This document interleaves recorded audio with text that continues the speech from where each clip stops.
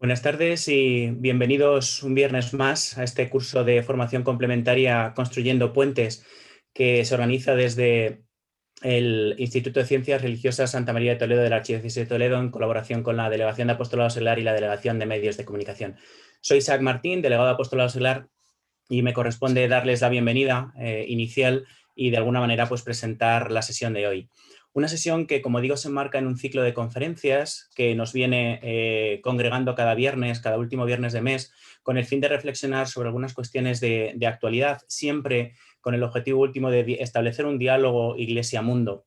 En las 3 sesiones anteriores que hemos celebrado hasta el momento, hemos tenido ocasión de hablar del papel de la Iglesia en el mundo actual, de la mano del cardenal Omeya. Hemos reflexionado también sobre el compromiso creyente en el ámbito de la prepolítica, de la mano de Castro, del político portugués José Castro, y de Ana del Pino, coordinadora de la plataforma One of Us en España.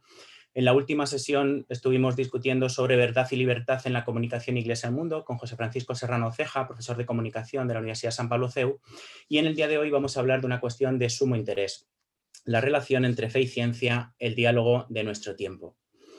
Seguramente la primera idea que nos puede venir a quienes nos acercamos por primera vez a este título sin ser expertos en la materia es que corren muy malos tiempos para el pensamiento, en pensamiento con mayúscula, ¿no? Entendido como la capacidad de pensar y el efecto de hacerlo, como la acción de reflexionar y el producto que se deriva de esa reflexión, ¿no? Por múltiples razones, con el ritmo de frenético de vida que llevamos, con el exceso de información que existe, con esta falta de momentos para el diálogo, pues muy probablemente poco a poco vamos formando nuestro pensamiento de una manera superficial, y esto impide que podamos dedicar tiempo y poso para poder debatir sobre las grandes cuestiones, ¿no? Esto incluso está teniendo un efecto claro sobre el tema que nos ocupa hoy. Fe y ciencia no se suelen ver por la mayor parte de las personas como dos ciencias en un mismo plano, sino como una superior, y casi que me atrevería a decir absoluta, que es la ciencia, y una que ni siquiera puede ser calificada de tal, que es la fe, ¿no? La teología. Precisamente por ello, quizás alguno pueda pensar que dialogar sobre ciencia y fe en sí mismo es una especie de oxímoron y que no hay tema. Primero, porque ciencia y fe no podrían dialogar en ningún caso, estamos hablando de planos distintos, y desde luego porque este no sería en ningún supuesto el diálogo de nuestro tiempo.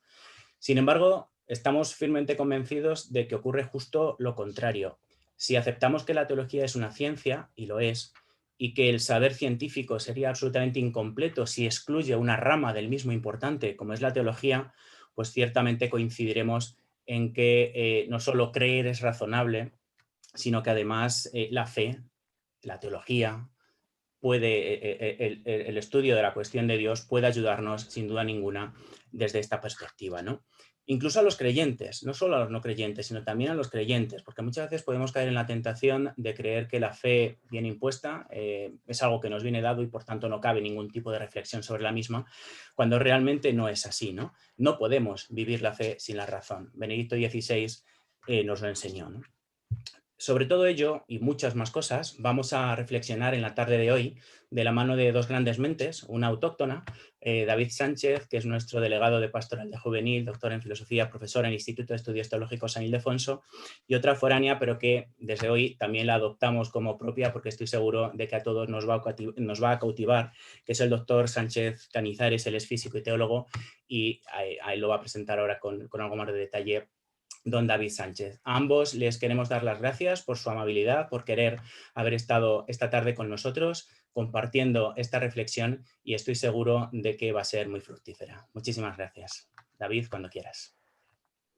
Pues muchas gracias, Isaac. Esta tarde tenemos el honor de presentar al doctor Javier Sánchez Cañizares. Él pues es una mente privilegiada, como bien has dicho, nació en Córdoba y consta de pues, grandes estudios tanto en el ámbito de la ciencia empírica como la ciencia humanística. Él es físico y también teólogo. Nació en Córdoba, estudió con los hermanos maristas de esta ciudad y empezó a estudiar ciencias físicas en la Universidad de Sevilla. Después marcha a Madrid, donde se especializa en física teórica, y doctorándose también en la Universidad Autónoma de Madrid en este campo. En 2001 marchará a Roma, donde iniciará la licenciatura y doctorado en Teología en la Universidad de la Santa Cruz y realizará su tesis en el ámbito de la Teología Fundamental. También bajo la gran dirección del gran físico y teólogo Giuseppe Tancellaniti, autor de grandes libros, entre los más famosos un diccionario interdisciplinar, Ciencia y Fe. Allí será ordenado sacerdote, don Javier, y se trasladará a Pamplona, trabajando en la Universidad de Navarra, primero en el Departamento de Filosofía Moral y posteriormente agregándose al Centro de Ciencia, Razón y Fe, siendo en la actualidad director del CRIF, Ciencia, Razón y Fe. Ha sido recientemente, en el año 2018, recibió el premio Razón Abierta, que preside esa categoría Federico Lombardi, y es autor de numerosas publicaciones, quizás la más destacada o reciente, su libro Universo Singular. Por tanto, damos las gracias al doctor don Javier Sánchez Cañizares. Y bueno, pues dentro de este ámbito suyo, don Isaac así nos establecía esta relación entre la ciencia y la fe, cómo entra en diálogo. En este binomio ciencia y fe, ambas disciplinas están llamadas a enfrentarse o a reconciliarse. ¿Y por qué a veces las mentes las consideran como ciencias opuestas, don Javier? Bueno, muy buenas tardes a todos. Muchas gracias por la presentación, a Isaac, a David, y el cariño que hay detrás de todo lo que habéis dicho. Y estoy encantado de poder hablar de estos temas que me parecen esenciales para la evangelización en los momentos en los que estamos. Empiezas con esta reflexión sobre si hay una oposición fundamental entre ciencia y fe, que quizás es la visión que puede haber en gran parte de la opinión pública, en gran parte de nuestros contemporáneos. La verdad es que eso tiene su momento histórico en el que nace esa pretendida oposición entre ciencia y fe, entre ciencia y religión. Los historiadores de la ciencia dicen que a finales del siglo XIX hay dos autores, que son Andrew White y William Draper, que escriben dos libros muy influyentes donde la relación entre ciencia y fe se presenta como un conflicto, ¿no? Y a partir de ahí podríamos decir que ha hecho fortuna esa visión de conflicto. Pero si uno estudia las relaciones un poquito más históricamente y con más profundidad, se da cuenta de que pues eso es un estereotipo y que las relaciones en general son complejas. Ya digo que hay grandes historiadores en este tema. Quizá el más importante es John Hadley Brooke, y él tiene la tesis de la complejidad. Dice que las relaciones entre ciencia y fe son complejas porque hay muchos detalles, muchos niveles de interacción. Por lo tanto, pues en general no tendría que ser muy prudente al establecer como un modelo de relación. Me gustaría sugerir, o a quien esté interesado en estas cuestiones, hay un libro muy reciente que ha salido de dos autores anglosajones también, precisamente un artista y un físico, Roger Wagner y Andrew Briggs, que se titula La curiosidad penúltima, y la tesis que ellos sostienen a lo largo del libro, que es un libro muy bien editado y con mucho recorrido histórico, ellos sostienen la tesis de que precisamente la ciencia y la fe se han retroalimentado, se han ayudado a avanzar mutuamente porque podríamos decir que cada una se ha aprovechado del rebufo de la otra, ¿no? Haciendo una analogía con el pelotón ciclista, donde un ciclista pues, puede ir más rápido si va detrás del que va tirando. Me parece que es una imagen bonita y que nos puede ayudar a salir de la idea de la confrontación o del conflicto para darnos cuenta que, precisamente como decía Isaac, la ciencia y la fe, porque están interesadas en el mismo mundo que habitamos, pueden dialogar y pueden ayudarse mutuamente. Interesante imagen de este pelotón y de mutua ayuda, ¿no? Y en este sentido también, de qué manera pues, en que la razón y la fe se influyen para lo bueno, pues también quizás ¿no? podríamos hablar de una crisis del pensamiento. Estamos observando pues cómo en nuestro mundo, ¿no? En nuestro país se está dando una crisis de fe, y cabría preguntarnos, ¿no? si también podríamos hablar que va asociada a una crisis de pensamiento, y si en este sentido, pues al igual que la razón en alguna ocasión pues ha podido suponer una ayuda hacia la fe, si la fe tiene o puede jugar un papel para salvar a la razón. Voy a empezar con una anécdota que me ha pasado hace muy poquitos días. Los alumnos a los que doy clase, en algún momento les pido que hagan un comentario de algún artículo y uno de ellos me vino a decir, mire, para los jóvenes contemporáneos nos resulta muy difícil discutir o hablar sobre cuestiones que son abstractas y donde parece que no llegamos a nada. Era un poco la visión que ellos tenían del pensamiento, ¿no? De estas grandes cuestiones. Y creo que no le falta parte de razón, ¿no? Evidentemente sería reduccionista o pobre quedarse ahí, pero se puede entender por qué hay como esa crisis del pensamiento. A mi modo de ver hay también una crisis porque quizá hemos caído un poquito en la universidad y en otras instituciones en lo que yo suelo llamar la dictadura de las metodologías. Uno se escuda con que, bueno, se dedica solamente a una ciencia, a un ámbito y, por así decir, cierra los ojos ante, pues, ante lo que dicen otras esferas del saber, ¿no? Lo que aparece en otros ámbitos de la realidad. Entonces, me parece que la vía, una de las posibles vías para salir de esa crisis es la interdisciplinariedad. También es algo que vosotros estáis insistiendo precisamente con este curso, con estos cursos, con estas sesiones. Es decir, que haya un diálogo y que intentemos entendernos unos a otros lo que dicen las diferentes ciencias, lo que dice la filosofía, lo que dice la teología.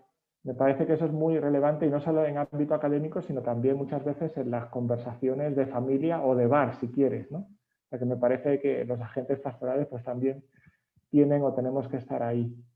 Por último, diría que creo que es un error olvidar a las tradiciones religiosas en el discurso, en el diálogo contemporáneo, porque primero porque son parte de lo que significa ser humano y han sido parte y siguen siendo parte de la historia de las ideas, y luego porque independientemente de que uno sea creyente o no, me parece que la religión ofrece pues un fundamento o por lo menos una manera de cohesionar la sociedad o de dar pues un sentido a las cosas y a la vida que puede ayudar precisamente para funcionar mejor como sociedad, ¿no? Y para tratarnos mejor en ese ámbito.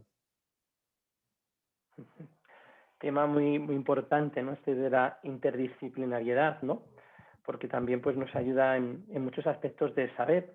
En este sentido, pues usted como gran físico que también es, pues quizás también nos puede ayudar en este respecto a una gran cuestión que suscitó hace tiempo el gran astrofísico Stephen Hawking, quien pues en los últimos años de su vida, ¿no? Sobre todo en ese último libro, El Gran Diseño, pues llegaba o inclinaba su postura hacia la negación de la existencia de Dios, apelando a una autoconsistencia del universo. Entonces, sin necesidad, toda esta autoconsistencia, sin necesidad de apelar a una entidad superior que nosotros llamaríamos Dios. ¿Qué respuesta usted como físico, como filósofo y también como teólogo podría aportar a esta cuestión? Suele salir el nombre de Stephen Hawking siempre que hay este tipo de conferencias o de charlas y yo me gustaría comenzar pues agradeciéndole a Stephen Hawking lo que ha hecho por la ciencia y también porque me parece que es una persona que nos ha dado un ejemplo de superación personal extraordinario, ¿no? Y merece ese reconocimiento como persona y como científico. Es verdad que como, podríamos decir, como pensador o como filósofo, algunas de sus afirmaciones dejan bastante que desear, ¿no? Y la verdad es que yo creo que no es simplemente que sea él el responsable, sino que a veces, pues, quizá presionado por cuestiones editoriales o por pues, los responsables últimos del marketing de los libros, a veces se ha podido meter en afirmaciones, en comentarios que no eran del todo serios. Y de hecho, en general, entre los científicos, ese tipo de comentarios no han sido especialmente valorados. Es decir, que Stephen Hawking es muy bueno como científico y un poquito más, hay que tomarlo con cierta distancia cuando hace ese tipo de reflexiones más filosóficas. Yo lo que diría a la pregunta más concreta que haces, David, de, bueno, si la ciencia puede explicarlo todo, si la ciencia da una visión del mundo que se fundamenta a sí mismo y es autosuficiente o autoconsistente. Creo que es un error pensar que la física, en concreto, que es la ciencia que hacía Stephen Hawking, se fundamenta a sí misma. Es un error porque la ciencia nunca se fundamenta a sí misma, necesita hablar, necesita dialogar con otros saberes, con otros modos de intentar acceder a la realidad y precisamente tomar sus conceptos o tomar algunas de sus ideas, tomar algunas de sus grandes intuiciones basándose en esa interacción con otras fuentes de conocimiento. Claro, decir que con la física se puede explicar todo me parece a mí que es pretender demasiado, ¿no? Pedir a la física o a la ciencia algo que no puede dar. Podríamos ser más específicos, ¿no? Habría que ir al detalle y dar el libro del gran diseño, que ha tenido muchas recensiones, pero bueno, hay muchas cuestiones que siempre los físicos saben que hay que introducir, bueno, porque sirven para explicar, pero no lo explican todo. Digamos, es el resumen que yo haría. Sí, gran tema el de la autoconsistencia de las ciencias, ¿no? Querer explicarlo todo. En ese sentido, en un ámbito quizás pues también relacionado con Stephen Hawking, ¿no? Y más práctico como puede ser el origen del universo, ¿no? Todos de una u otra manera nos han enseñado en la escuela la teoría del Big Bang, a veces como algo opuesto a la existencia de un creador, otras como afirmando la existencia. ¿Excluye verdaderamente esta teoría la existencia de un ser creador o no? Bueno, si uno conoce un poquito, empieza a estudiar en detalle qué es la física y qué son las teorías físicas, pues enseguida puede darse cuenta que ninguna teoría física puede llegar a excluir eso, ¿no? Podría demostrar que Dios no existe, ni muchísimo menos. Es cierto también, y creo que ahí podemos hacer un poquito de autocrítica, que con la teoría del Big Bang a veces se ha utilizado en ámbito creyente de manera un poquito ingenua para decir, bueno, aquí tenemos la prueba de la creación. Porque, claro, ¿quién hizo el Big Bang? Entonces es muy sencillo imaginarse a Dios que con su dedito crea la gran explosión. Pero eso es también un error, porque cuando uno sabe lo que es la teoría del Big Bang, lo que viene a decir es que el universo está en expansión a partir de un momento, una situación de una gran densidad crítica. Lo que dice la teoría del Big Bang es que en ese momento inicial, en esa singularidad, no sabemos aún la suficiente física como para entender qué pasó. Entonces, exactamente no sabemos si el Big Bang viene de universos anteriores, es una concreción de un tipo de universo entre el multiverso. Es decir, sería prematuro y sería equivocado a mi modo de ver decir, pues el Big Bang lo hace Dios directamente, ¿no? Y a veces son imágenes que se nos pueden quedar y que, bueno, que son arriesgadas porque imaginaos que encontramos una teoría mejor que el Big Bang. Pues entonces habría mucha gente que podría decir, ¿ves? Como Dios al final no está detrás de nada, siempre puede encontrar qué hay detrás de las cosas.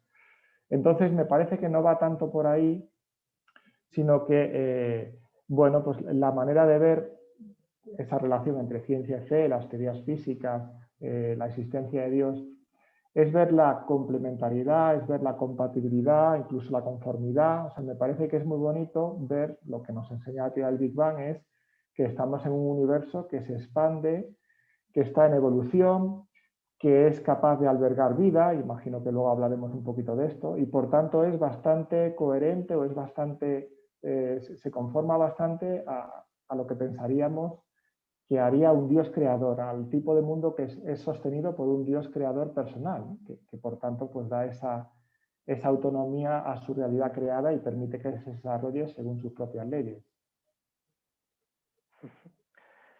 Ciertamente la existencia de ese Dios creador, ¿no? De ese Dios siempre está presente en todos estos campos de diálogo. Y así, por ejemplo, ¿no? Incluso cuando pues, en el año 2012, ¿no? El CERN descubre pues, esa nueva partícula, ¿no? que es conocida como el famoso bosón de Higgs, que algunos han denominado pues, la partícula de Dios, ¿no? Pues en torno a este tema, ¿no? del bosón de Higgs, partícula de Dios, ¿en qué consiste? ¿Podría explicarnos un poco en qué consiste el bosón de Higgs? ¿Por qué, si tiene tanto valor para ser denominada pues, de esta manera la partícula de Dios? Bueno, el nombre de partícula de Dios tiene su historia también, ¿no? Y es una historia un poco curiosa, un poco divertida, depende de cómo lo queráis ver. Uno de los que estaba trabajando en la búsqueda del bosón de Higgs, Leon Lederman, iba a escribir un libro sobre el bosón de Higgs y entonces, hablando con su editor, le dijo, ¿qué título ponemos? Entonces, bueno, pues él pensó poner, en inglés suena un poco fuerte, pero bueno, lo voy a decir pidiendo disculpas, The Goddamn Particle, algo así como la maldita partícula, en español suena más suave. Entonces el editor le dijo, hombre, yo creo que esto suena mal, porque Leon Lederman lo decía por el trabajo que estaba dando llegar a descubrirla.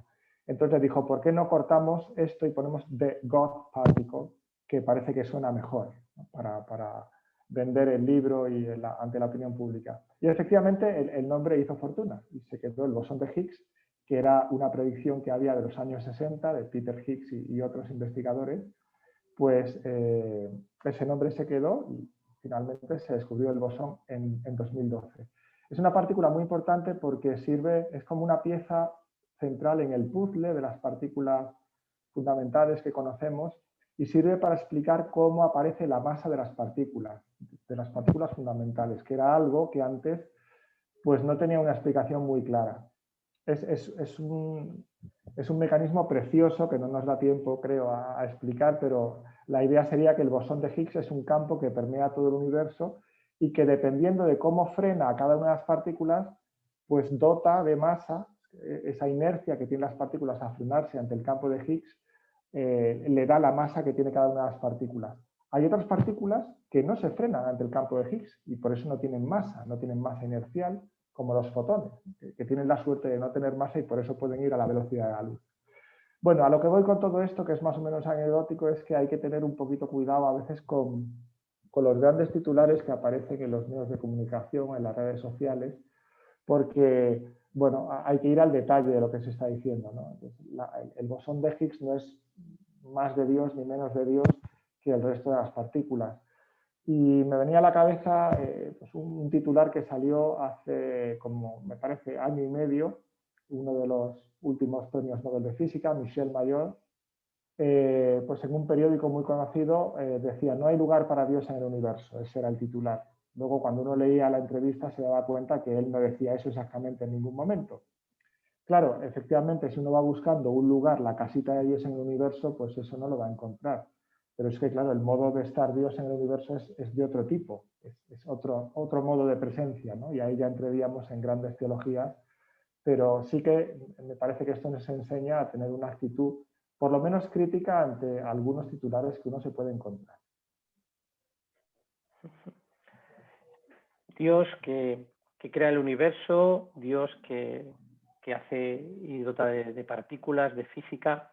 Y en medio de todo este universo, pues otro de los grandes conflictos, ¿no? Donde está esta aparente oposición entre la ciencia y la fe es la aparición de aquel para el cual ha sido creado el universo, ¿no? Que es la aparición del hombre, su origen. En este sentido, muchos dicen, yo no soy creyente, yo soy evolucionista, ¿no? O por el lado contrario, el otro extremo, ¿no? Yo creo en el intelligent design, el diseño inteligente, y rechazo todo evolucionismo, ¿no? Entonces, ¿verdaderamente existe tal oposición entre evolucionismo y fe? ¿Ser evolucionista implica de facto ser ateo? En absoluto, ¿no? Ante esa pregunta hay que responder con un en absoluto, ¿no? De ninguna manera.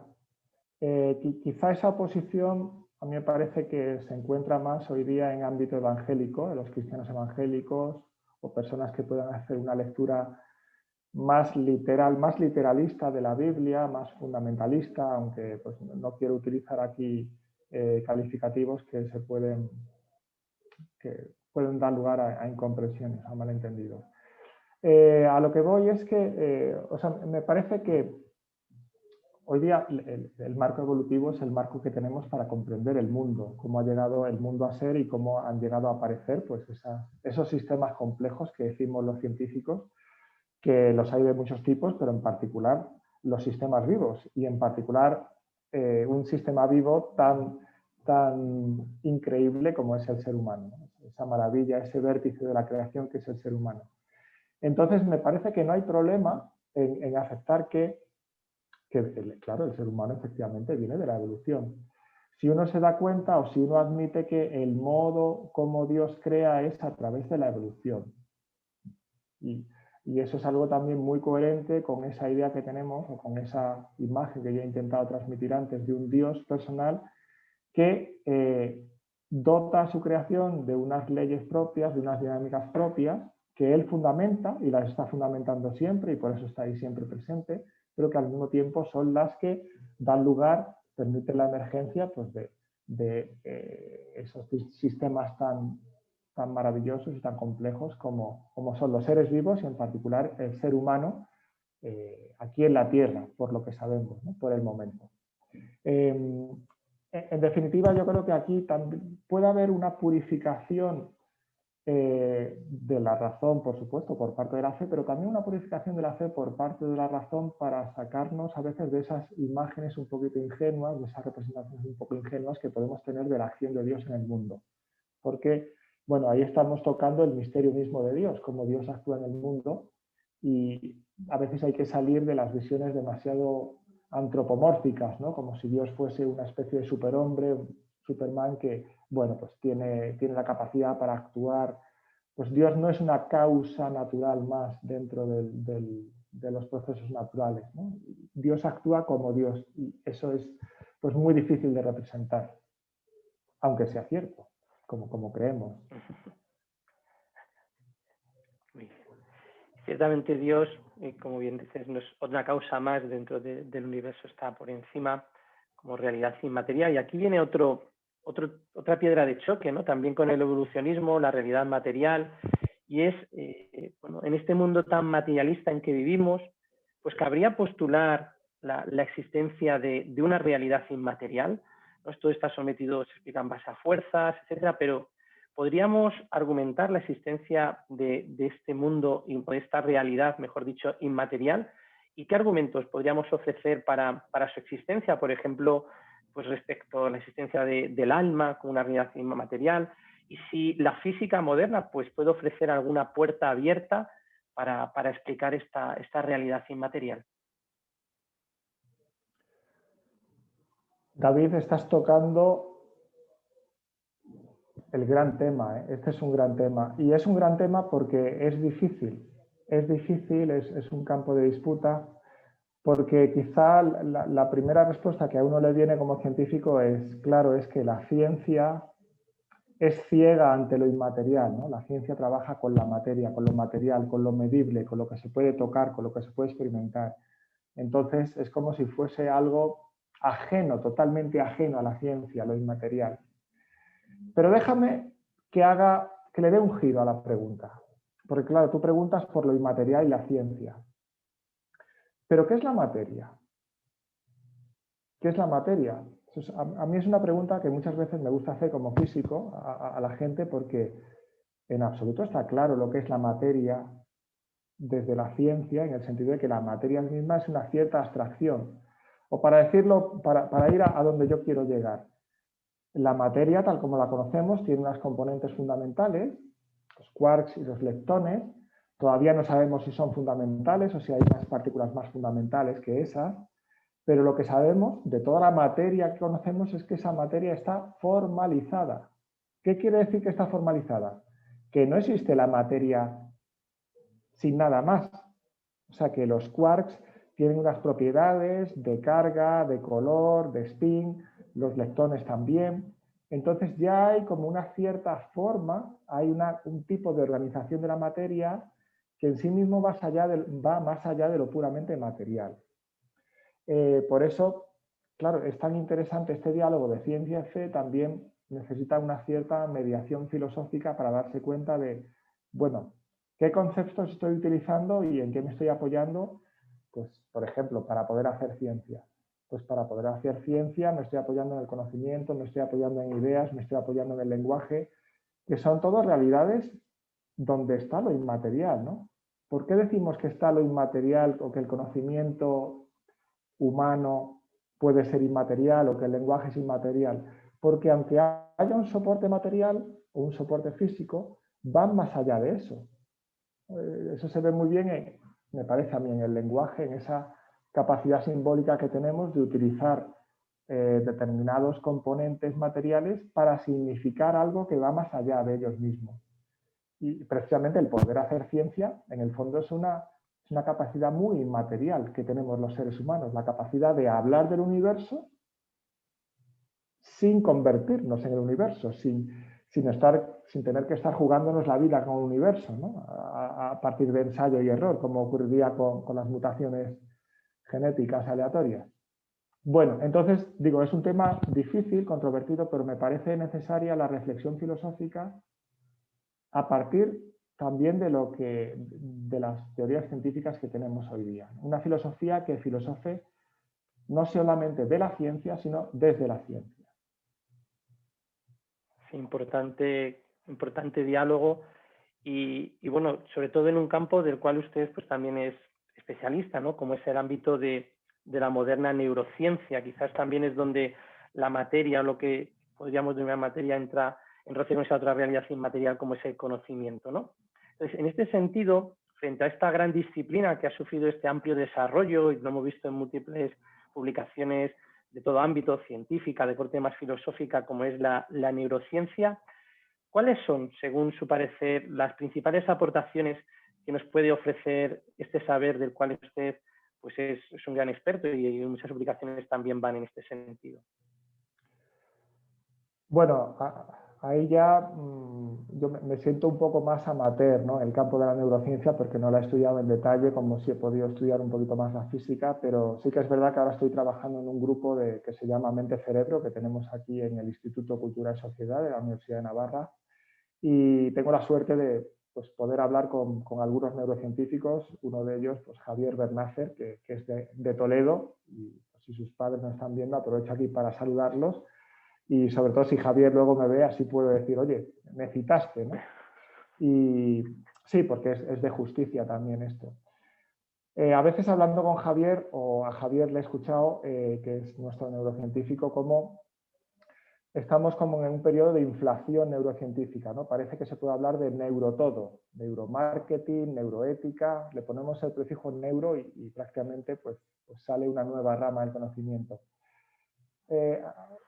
Me parece que la neurociencia, sobre todo, ha tenido la valentía de estudiar el cerebro, que es un órgano súper complejo, que tiene muchos registros, muchos regímenes de funcionamiento, tiene una plasticidad enorme y está empezando a desvelar algunos secretos de esas bases orgánicas de la conciencia, de la libertad, del conocimiento.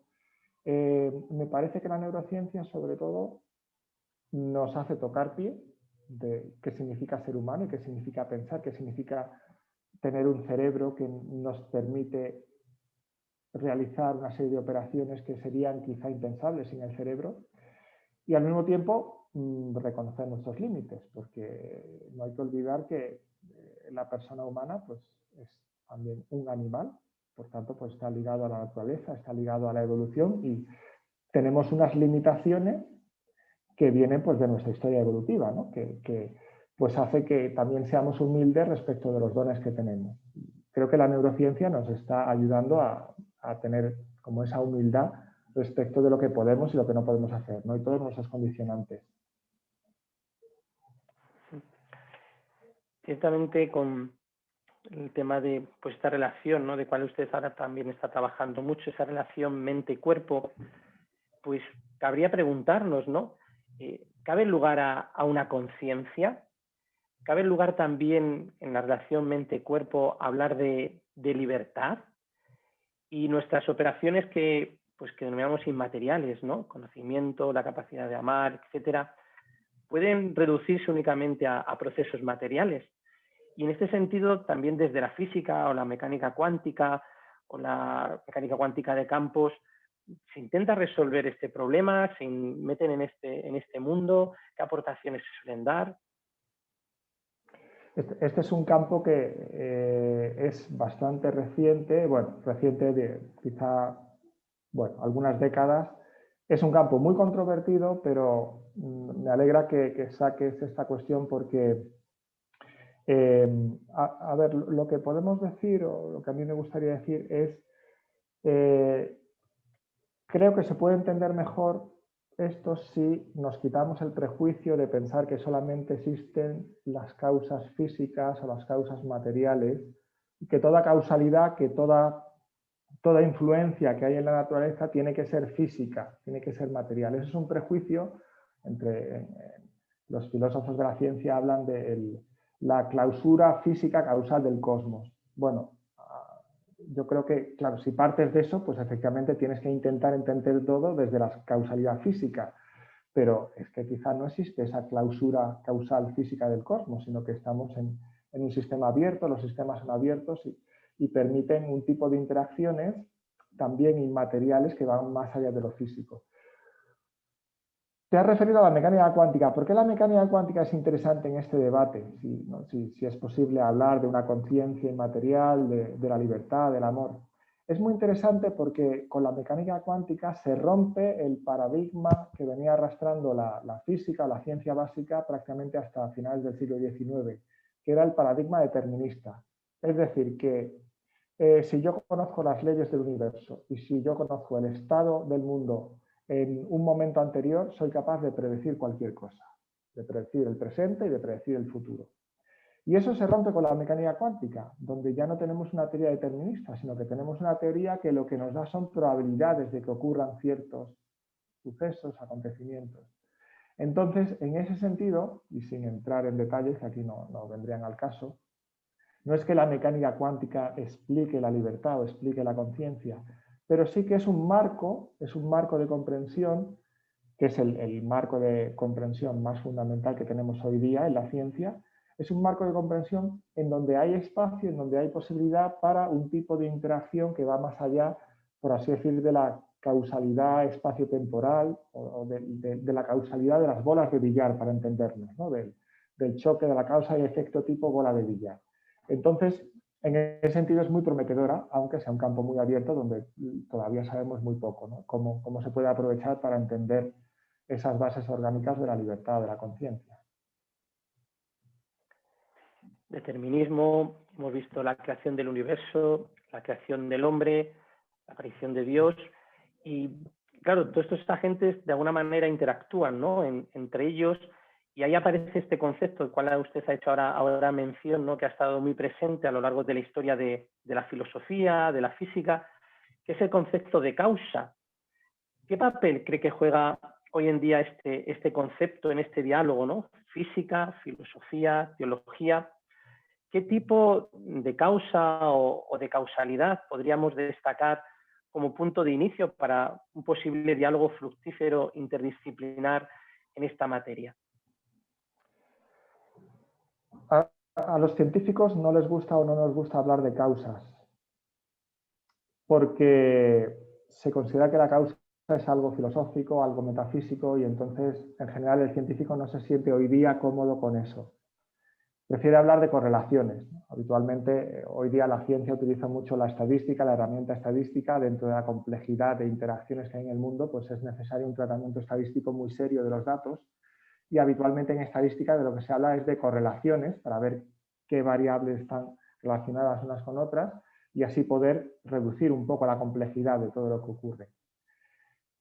Decía que no nos gusta o no les gusta hablar de causa, pero en el fondo a mí me parece que como todo científico y todo hombre es filósofo, en el fondo sí que está buscando la causalidad, ¿no? Es decir, qué influye en qué y qué es responsable del ser o de la existencia de nuevos fenómenos, de nuevas propiedades. Entonces me parece que aquí lo que se ha dado en la ciencia moderna y en la ciencia contemporánea está un poquito más en discusión, precisamente por el cambio de paradigma determinista, y es de qué causas estamos hablando, porque quizá la ciencia ha trabajado demasiado con una causalidad material o con una causalidad eficiente, pero se ha olvidado, en terminología aristotélica sería de lo que llamamos la causa formal y de la causa final, ¿no? De la teleología, de que hay una finalidad en el universo, que hay una finalidad en los seres vivos, por lo menos, y también de la forma, de aquello que da unidad y que caracteriza a lo que son los sistemas.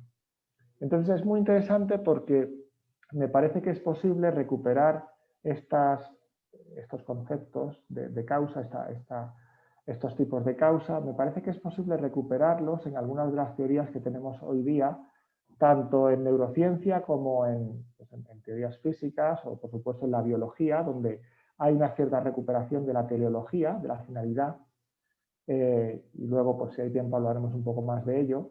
Y se ve no como algo extraño a la ciencia, sino precisamente como un presupuesto, como algo que posibilita el centrar nuestro estudio en sistemas concretos, ¿no?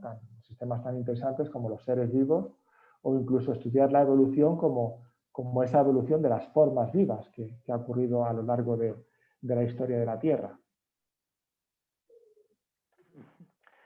Sí, algo que siempre resulta muy fructífero, ¿no? Esa apelación a la tradición también filosófica, ¿no? El tema de no solo la causa material, ¿no? Sino también esa causa, pues, formal, esa causa final. Y en este sentido, pues, y está relacionado con ello, vivimos en lo que denominamos la sociedad de la información, ¿no?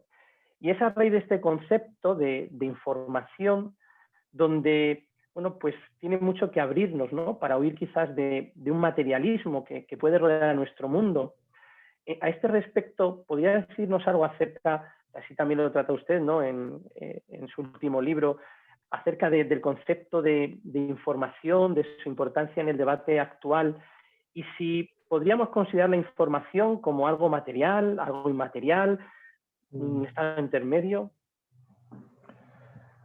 Empiezo con otra anécdota más personal. Desde hace unos quizá 10, 15 años, en una de las conversaciones que tuve con mi director de tesis en teología, con Giuseppe Tanzelaniti, que es conocido de alguno de vosotros, recuerdo perfectamente que me dijo: mira, quizá uno de los conceptos clave para el diálogo entre ciencia y fe, o la filosofía de la ciencia en los próximos años, será el concepto de información. Fue de los primeros que yo escuché hablar sobre información. Es verdad que es un concepto amplísimo, ¿no? Porque se aplica también a muchos otros ámbitos de la vida, lo cual es muy interesante para hacernos entender que la ciencia no es un meteorito caído del cielo, sino que aprovecha también conceptos que aparecen en otros ámbitos, como la comunicación, como...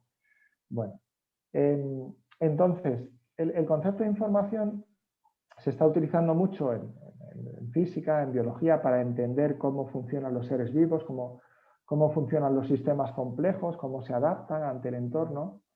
Y es muy rico porque tiene una base material, la información tiene una base material, pero parece que va más allá de lo puramente material. Pongo un ejemplo muy sencillo. Cuando nosotros hablamos de los unos y ceros lógicos, con los que funciona la informática, que todos conocemos, claro, físicamente eso se realiza como un potencial alto, un potencial bajo, una corriente alta, una corriente baja en un sistema, en un semiconductor, ¿no? en la placa base o donde sea, en el hardware del sistema.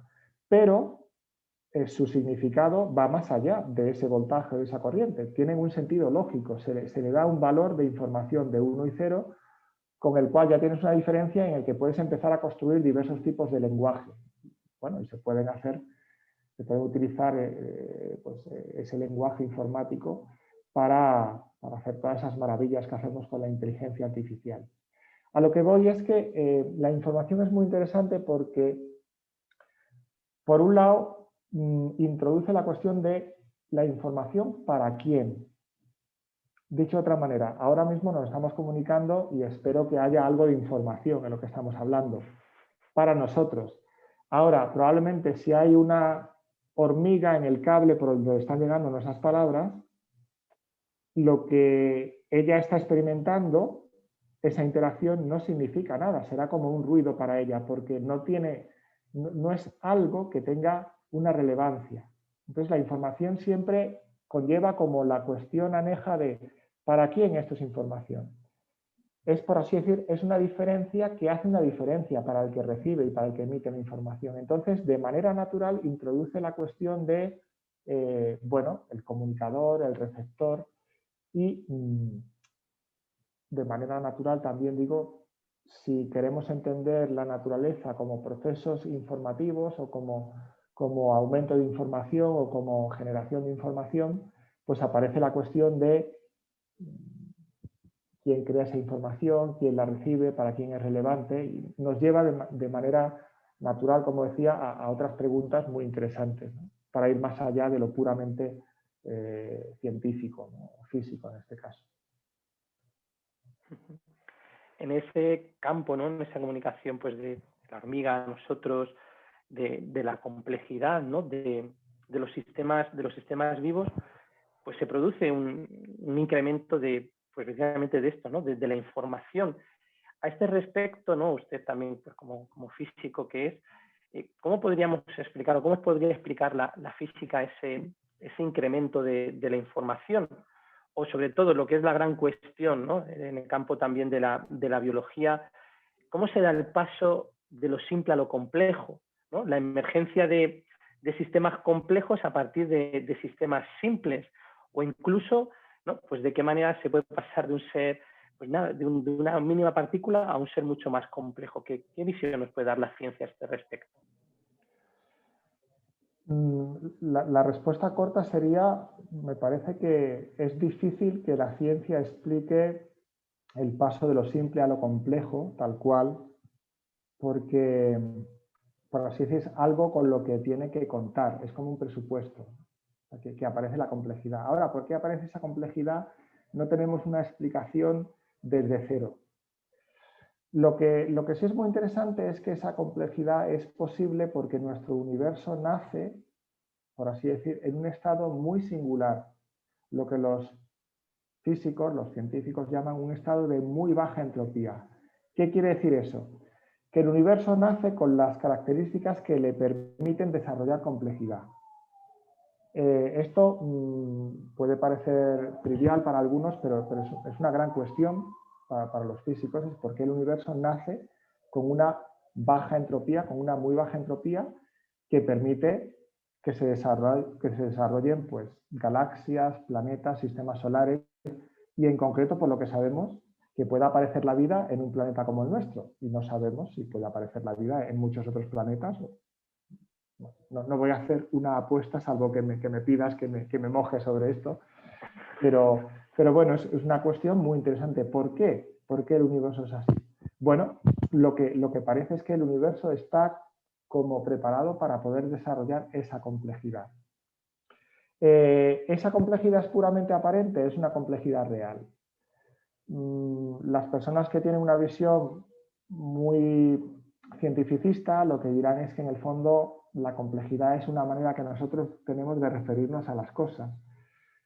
Pero lo que nos enseña la ciencia contemporánea es que esa complejidad que va sucediendo, que parece que todo el mundo estamos de acuerdo en que va surgiendo, que la vida es cada vez más compleja y no solamente a nuestra escala, sino en la evolución parece que se va haciendo, las ramas de la vida, los vivientes son cada vez más complejos.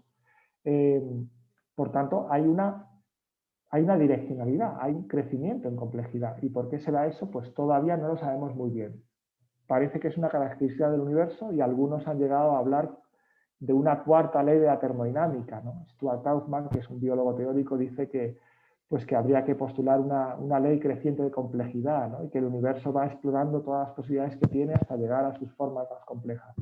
Bueno, todo esto hoy por hoy es todavía ciencia ficción porque no es ciencia aceptada, pero sí que da idea de las preguntas que se hacen los científicos al ver esa complejidad creciente que es muy difícil de negar en el universo. Y una complejidad que no es solamente una manera de hablar, sino algo que realmente está ocurriendo, que es emergente y ontológicamente emergente, dirían los filósofos. Es decir, no es simplemente un modo de hablar, sino algo que realmente está ahí. Esa visión, ¿no? de la observación de la naturaleza, de ver pues eso como que está hecha para acoger, ¿no? Toda esta complejidad, pues precisamente fue lo que le llevó a uno de los grandes físicos, ¿no? del siglo pasado y a uno de sus grandes hitos, ¿no? Como fue Albert Einstein con la enunciación de su teoría de la relatividad.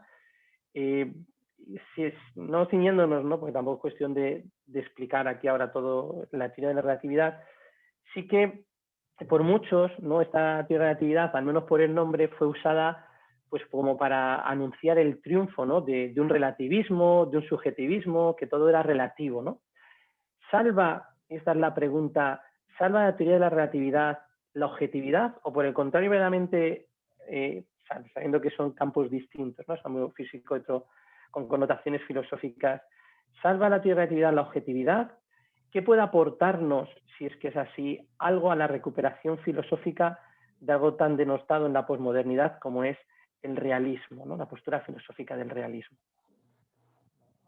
Muchos temas se entremezclan ahí y hay muchas ironías, ¿no? Porque es muy irónico que la teoría de la relatividad, que desde el punto de vista científico es una teoría determinista y objetiva o objetivista, que se haya utilizado en otras sedes para defender el relativismo, ¿no? Cosa que ponía de los nervios al mismo Einstein. Porque la teoría de la relatividad es relativa por lo que se refiere al espacio-tiempo, pero precisamente esa relatividad es para mantener la absolutez, la objetividad, la constancia de la velocidad de la luz y de las leyes de la física en cualquier sistema de referencia, que eso se olvida decir muchas veces. Es muy interesante esta referencia a la objetividad de la teoría de la relatividad, porque en ese sentido la teoría de la relatividad choca con el marco de la realidad que nos ofrece la mecánica cuántica. Y en ese sentido la mecánica cuántica es más, iba a decir subjetiva, quizás no es la palabra adecuada, pero pone más en entredicho la objetividad pura que a veces busca la ciencia, que es una cuestión muy debatida, muy interesante en filosofía de la ciencia actualmente. Lo que sí me gustaría relatar es cómo Albert Einstein era un convencido del realismo y de la objetividad y por eso denostaba o no creía en la mecánica cuántica. Y precisamente idea un experimento en el año 35, lo que se conoce como EPR, con otros investigadores, Einstein, Podolsky y Rosen. EPR es un experimento que intenta demostrar que la mecánica cuántica es falsa, es una teoría incompleta. Y curiosamente, que es otro giro más en la historia de la ciencia, lo que parece que se demuestra con experimentos actuales, para hacer la historia breve, es que la mecánica cuántica lleva razón y no es Einstein el que lleva razón. Es decir, que el órdago, la prueba que Einstein en el año 35 le echó a la mecánica cuántica no ha funcionado. Entonces hay un cierto grado de subjetividad, de imposibilidad de hacer una descripción totalmente objetiva de la naturaleza al que apunta la mecánica cuántica. Por decirlo y por ser un poquito más preciso, hay como tres afirmaciones, hay como tres conceptos que parece que la mecánica cuántica nos dice que son incompatibles. Es incompatible mantener realismo, causalidad y localidad en nuestra comprensión de la naturaleza. Todo esto daría, por supuesto, pues para un libro, cada una de estas cosas, pero es muy interesante porque, bueno, dependiendo de qué te guste más, con cuál desechas y con qué dos conceptos te quedas, pues puedes tener unas posturas u otras.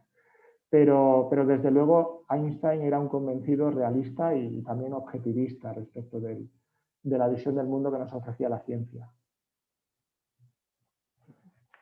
Pues ya estamos casi a punto de concluir lo que son estas preguntas, ¿no? Hemos hecho todo este recorrido precioso y claro, pues es necesario también nombrar pues a quien solemos siempre pues apelar para demostrar la existencia de Dios, como es Santo Tomás de Aquino, ¿no? Cuando él pues enuncia sus famosas vías, ¿no? Para pues demostrar la existencia de Dios, en ella hay una que ni siquiera pues Kant, ¿no? se atreve a tocar, que es la quinta vía, la vía de la finalidad, ¿no? Antes ha salido de alguna manera con la causa teleológica. ¿Qué aportación nos puede ofrecer la física a este respecto? ¿Qué nos dice en torno pues, a un finalismo y de qué manera correcta se ha de entender el mismo? Porque muchas veces a lo mejor se da una perspectiva muy fatalista de esta perspectiva. Me parece que lo que sobre este tema puede decir la física actualmente se basa en algo que hemos citado anteriormente, que es la singularidad, el estado tan singular del origen del universo, un estado de muy baja entropía, que lleva a que pueda crecer la complejidad, a que haya una direccionalidad. Explicaría, por ejemplo, lo que se llama la flecha del tiempo, que el tiempo fluye en una dirección y nosotros percibimos el futuro como distinto del pasado. Es decir, no estamos en un universo cíclico, como creían muchas civilizaciones de la antigüedad, sino estamos en un universo con una dirección. con una direccionalidad, como nos señala la termodinámica. Hay irreversibilidad en los procesos. Para intentar transmitir una idea de la importancia de esto, la cuestión de la baja entropía del Big Bang, pues uno de los premios Nobel, uno de los últimos premios Nobel de física, Roger Penrose, él dice que es el problema más importante de la física actual, es explicar la baja entropía del Big Bang. Y de hecho, bueno, es un tema que está por investigar. Me parece que no tenemos respuesta a eso. Parece que es un dato. O sea, que el universo nace de esa manera y es amigable para la vida, es capaz de acoger la vida, es capaz de acoger la complejidad. Entonces, en ese sentido, me parece que la física habla de una direccionalidad. De una direccionalidad, además, me gustaría añadir que no es simplemente que permita la emergencia de la vida a través de la evolución, es una direccionalidad que es mucho más potente que la pura emergencia de la evolución en un planeta como la Tierra. O sea, no quiero ir a los detalles, pero el universo tiene una direccionalidad que es mucho más potente de la necesaria simplemente para que aparezca la vida. Por así decir, es como superabundante en direccionalidad, en esa teleología, si queremos verlo así. La otra cosa que diría es que me parece que la física y la biología actual también están volviendo a reconocer que la teleología no es algo impuesto de fuera, no es simplemente una herramienta que el investigador dice voy a intentar entender al ser vivo como si buscase fines, sino que es algo que está metido, que es intrínseco, está enraizado en los mismos procesos naturales. O sea que es una visión, una cierta recuperación de la visión clásica aristotélica. De hecho, hay aproximaciones neoaristotélicas ahora a la ciencia, a la filosofía desde la ciencia, que están intentando poner el énfasis en esto, ¿no? O sea que me parece que hay mucho trabajo por hacer y mucho por entender por delante y muchas cosas por las que apasionarse en este diálogo entre ciencia, filosofía y teología. Muchas gracias, don Javier, por resolver estas dudas y pues dejamos la palabra a don Isaac. Y gracias por su ilustración y por hacernos sencillo lo que es complejo. Encantado, yo feliz de hablar de esas cuestiones. Muchas gracias. Qué bien, bueno, pues en vez de Isaac aparezco yo por aquí, porque voy a ser un poco el portavoz de la audiencia, que nos ha enviado sus preguntas a través del chat. Y que pues podemos agrupar, dando, pues desde luego están apareciendo muchos mensajes de agradecimiento, muy especialmente al profesor Sánchez Cañizares, pero también a nuestro profesor Sánchez Ramos, que han establecido un diálogo, pues creo que nos ha hecho cercanos, ha abarcado tantísimos temas, era difícil profundizar en todos ellos, pero nos han puesto una panorámica de las grandes cuestiones que hoy por hoy se están debatiendo en el ámbito del diálogo ciencia y fe. Y bueno, pues nos llegan algunas, quizá, si le parece, profesor Sánchez Cañizares, vamos a dividir en 3 bloques las preguntas. Uno primero que vamos a hacer sobre enfoque general sobre las relaciones ciencia y fe. Así, por ejemplo, desde el ámbito también de las ciencias, Pablo Gafo, que es profesor de ciencias en secundaria, nos pregunta lo siguiente: ¿qué opina del principio antrópico de Ellis? ¿Tiene esto relación con el capítulo 1 de Colosenses? Porque en él fueron creadas todas las cosas, en los cielos, en la tierra, visibles e invisibles, todo fue creado por él y para él. Quizá convendría introducir un poco a qué se refiere con lo del principio antrópico, que también Alfredo Ruiz Fragua en este momento nos envía una pregunta en este sentido. También Javier Gómez Elvira, que es nuestro delegado para el cuidado de la creación a nivel diocesano, nos dice lo siguiente: los cristianos en general parecemos tener mucha prevención ante el conocimiento científico. Nos parece un escenario adverso cuando deberíamos tener confianza absoluta en que ciencia y fe se tienen que encontrar, porque Dios creó todo y los conocimientos de lo creado no pueden ir en contra de su origen. ¿qué nos pasa a los cristianos? ¿Nos falta fe o nos falta conocimiento científico? Por ejemplo, respecto al tema del cambio climático, la encíclica Laudato Si propone una respuesta concreta, un cambio de vida basado en el modelo de San Francisco de Asís, pero como se trata de asumir un conocimiento científico compartido por muchos no cristianos, a veces parece que criticamos esa reflexión cuando paradójicamente luego alabamos y reconocemos el ejemplo que recibimos, por ejemplo, de San Francisco. Y también quizá de enfoque general nos pregunta Conchi, que es periodista, desde las aulas del Instituto de Ciencias Religiosas, ¿qué papel piensa que deben jugar los medios de comunicación católicos en la relación ciencia y fe? Una difusión sin límites, censura ante el pseudo progreso que se manifiesta hoy en cuestiones que tienen que ver sobre todo con la dignidad y el inicio de la vida humana. Todos ellos agradecen mucho la exposición. Muy bien, a ver qué puedo decir de una manera breve. Empezando por el principio antrópico es una manera de intentar explicar por qué aparece el hombre en el universo. Y la idea sería algo así como, bueno, es que hay un efecto de selección. Es decir, el universo es como es porque si no nosotros no estaríamos aquí. Porque si el universo fuese un poquito distinto, habría dado lugar a un universo, bueno, a una composición, probablemente a grandes agujeros negros. Sería imposible que se hubiesen formado las galaxias y los planetas y todos los elementos químicos que conocemos, y por tanto no habría aparecido la vida y no habría aparecido el hombre.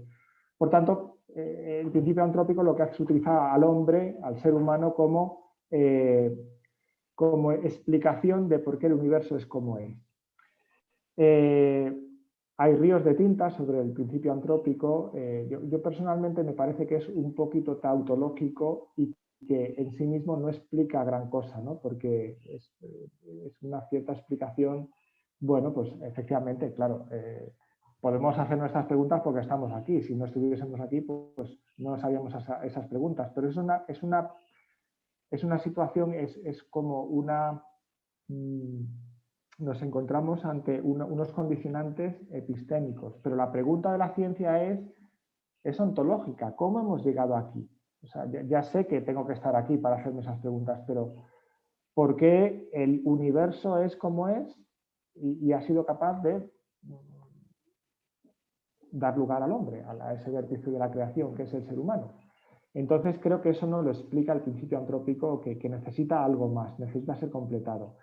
Sí que es interesante, me parece, una derivación del principio antrópico, que es darnos cuenta lo que supone que haya seres capaces de reflexionar o pensar sobre esto, que de alguna manera están apuntando a ese grado, a ese privilegio, a esa situación privilegiada que tiene el hombre en el universo, que es preguntarse, levantar su cabeza, ver las estrellas, cuestionarse sobre el sentido de su vida. Efectivamente, eso se puede poner un poquito en conexión con Colosenses, pero a mí siempre me gusta ser precavido ahí y no ir demasiado rápido, no hacer como conexiones prematuras. Entonces, me parece que puede ser una línea interesante, no sé hasta qué punto está explorada, pero bueno, pues hay que tener cuidado para hacer esas conexiones demasiado rápidas, ¿no? Entre la Biblia y un principio científico, filosófico, como es el principio antrópico. Respecto de Laudato Si y la pregunta segunda que se formulaba, yo no puedo estar más de acuerdo. Me parece que... O sea, creo que Laudato Si es una encíclica, bueno, como casi todas las encíclicas, ¿no? Y las palabras del Santo Padre, profética, en el sentido de que nos vuelve a colocar la creación y nos vuelve a colocar en la naturaleza y enfatiza y manifiesta la solidaridad del hombre con la naturaleza y de la naturaleza con el hombre, y nos puede ayudar a recuperar ese pacto roto que ha habido con la naturaleza, quizá en la modernidad, y esa falta de concienciación ecológica que hemos podido tener los cristianos en algún momento. Y sobre todo me parece que es una encíclica profética porque no es una cuestión, por así decir, coyuntural o ni siquiera estratégica, sino que creo que el Papa está dando la clave para poder afrontar el diálogo con, bueno, con la razón pública, con la opinión pública mundial, porque es algo que nos afecta a todos. Y al final, si aceptamos esa proveniencia natural, esa solidaridad con la naturaleza, nos damos cuenta que el hombre no es creador absoluto, que el hombre no puede hacer lo que le dé la gana, porque eso sería cortar nuestras propias raíces, ¿no? La naturaleza nos recuerda también nuestros límites, que son al mismo tiempo los fundamentos a partir de los que podemos crecer, y al mismo tiempo nos recuerda lo dado, lo que nos es dado como regalo, que a veces se nos olvida. Entonces, me parece que es desde luego una encíclica para seguir aprovechando y para seguir reflexionando sobre ella, para todos los cristianos.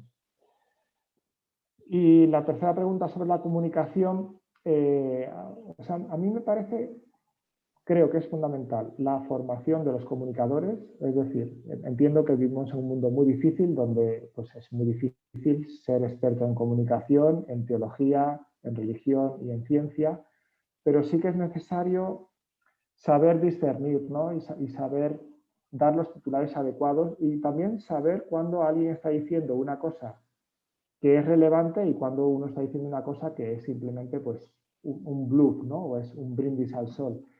Y a veces se puede meter, yo creo que en todos, también en la comunicación, en los medios confesionales, en los medios católicos o cristianos, se puede meter un poquito el deseo de llamar la atención, el deseo de, pues, del sensacionalismo, se nos puede meter en todos, ¿no? Y a veces por ahí van los problemas, ¿no? Porque es fácil dar un titular, pero ¿qué está comunicando ese titular? Pues quizá no es lo esencial, ¿no?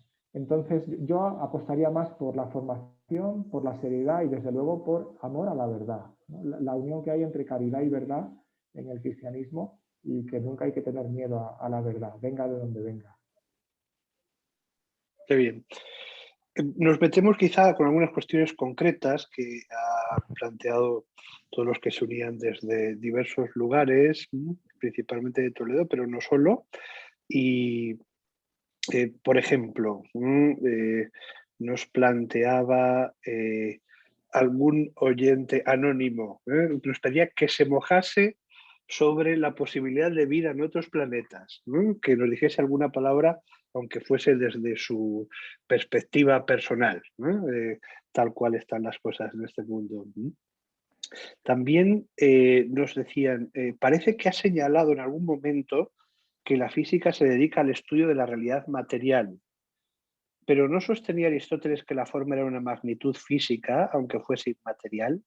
¿Cuál es la ciencia que se debe ocupar de todo ese ámbito de las correlaciones formales, relaciones de ordenación, etcétera? También Cuca, desde una de nuestras aulas, decía que al hilo de una lectura bíblica de estos días, Isaías 55, 10, 11, como baja la lluvia y la nieve del cielo y no vuelve allá sino después de empapar la tierra, fecundarla y hacerla germinar. Recordamos ese pasaje. Y ella pregunta, ¿se puede decir que 8 siglos antes de la venida de Cristo ya se describe el ciclo del agua que el hombre no descubre hasta el siglo XVII? Bueno, yo creo que con esas tres tenemos ya un panorama. Ya sabía yo que no tenía que haber dicho nada de apostar y de esto de la vida extraterrestre, ¿no? Que iba a salir de alguna manera. He pecado de ingenuo ahí. No, pero con mucho gusto hablo en esta sede. Mi apuesta personal es que yo creo que la vida debería ser un fenómeno más común en el universo de lo que sabemos hoy por hoy, ¿no? Sabemos que existe vida solamente en la Tierra, pero hay todo un trabajo que se está haciendo en exoplanetas y en planetas que están dentro de la zona de habitabilidad y parece que puede ser un fenómeno más común de lo que pensamos. Otra cosa es que, claro, que sea vida inteligente, ¿no? Porque, bueno, pues desde luego no hay ninguna traza y de hecho hay algunas estimaciones que dicen que si hubiese vida inteligente ya tendría que haber contactado con nosotros, ¿no? O sea, que podría ser que fuésemos los primeros de un universo que está preñado de vida, ¿no? Pero nosotros somos los primeros en llegar a esa vida inteligente, ¿no? Evidentemente dentro de pues toda esa providencia divina, ¿no? que es superabundante y que pues ha hecho una creación que es superabundante.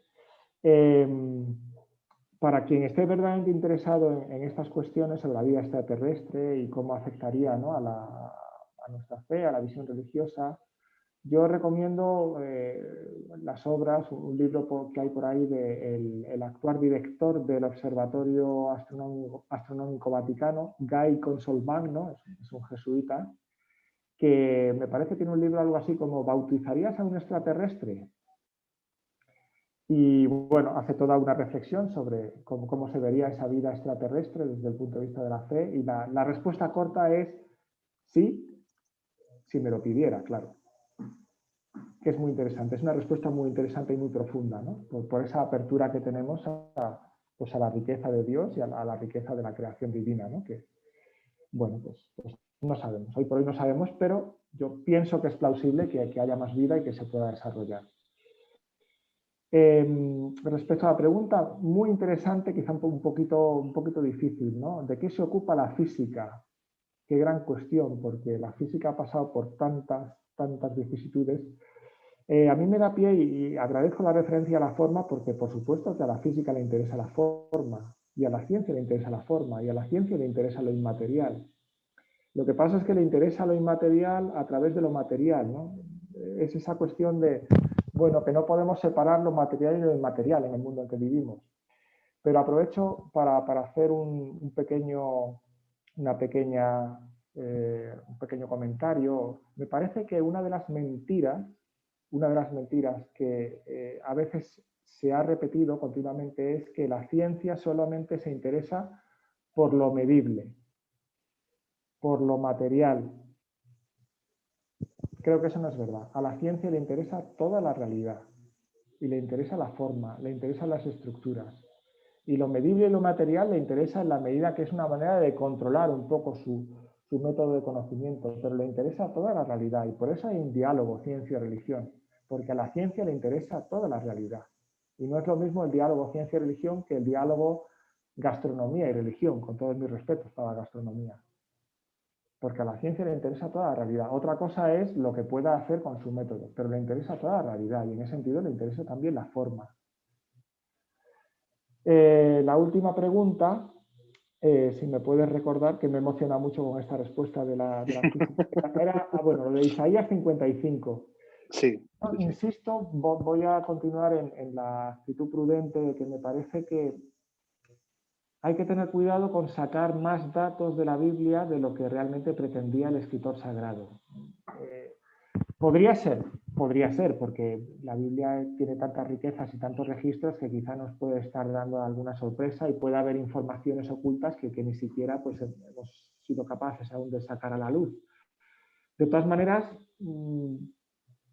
me parece que tampoco sería, no sé, como lo más esperable, ¿no? Porque yo lo que espero es que el escritor sagrado utilice la cosmovisión de su época para transmitir un mensaje que va más allá de esa cosmovisión, y por tanto, pues, bueno, pues simplemente está intentando describir su experiencia. Si es el ciclo del agua y coincido con el ciclo del agua, yo francamente no me siento capacitado para responder. Simplemente pediría prudencia con ese tipo de razonamiento. Muy bien. Permíteme que añada una última a este bloque, porque se me ha pasado aquí en el chat y veo ahí que está Santiago Sardinero de la Universidad de Castilla-La Mancha, que nos preguntaba si nos podía dar algún tipo de... Considerando que la evolución es la forma de creación de los seres vivos, ¿nos puede señalar algunas implicaciones éticas y teológicas de la acción de los seres humanos sobre la naturaleza?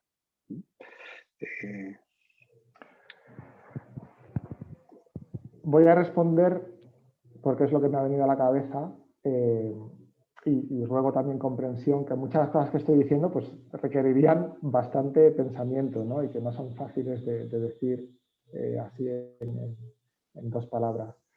Me parece que hay una idea extraordinaria a este respecto que se encuentra en la Introducción al Cristianismo de Ratzinger, donde él explica cómo la libertad humana es el último paso en la evolución.